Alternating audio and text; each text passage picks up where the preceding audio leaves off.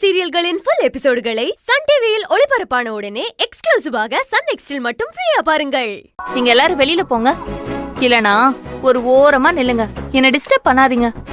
நான் பால்கோவாவை ரசிச்சு ருசிச்சு ரொம்ப ரொம்ப டேஸ்டியா ஸ்பெஷலா பண்ண போறேன்.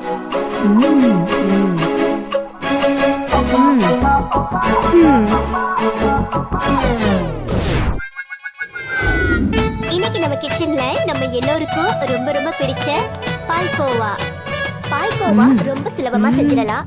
நிறைய டிப்ஸோடு ரொம்பவே சூப்பரா எப்படி செய்யுதுன்னு பார்க்கலாம். வாங்க கிச்சனுக்கு. இப்போ ஒரு பெரிய பாத்திரத்துல சரியா 1 லிட்டர் பால் சேர்க்கிறேன்.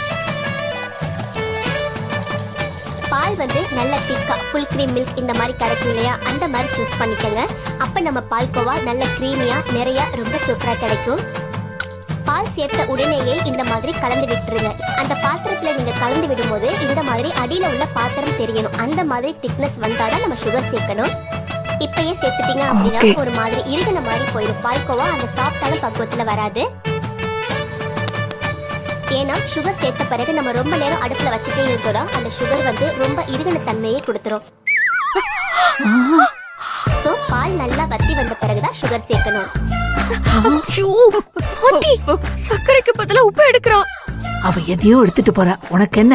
நம்மளதான் கொஞ்சம் கூட மதிக்காம விலகி நிக்க சொன்னால, அவ செய்யறத செய்யட்டும். நாம பேசாம இன்னும் வேடிக்கை பார்ப்போம், சரியா? ஐயோ பாட்டி, அது சும்மா இரு. நான் இப்போ சரியா 3 டேபிள் ஸ்பூன் சுகர் எடுத்திருக்கேன். அதை உள்ள சேர்க்கலாம். 3 டேபிள் ஸ்பூன் சுகரே சரியான அளவுல இருக்கும். தேவை கிடையாது.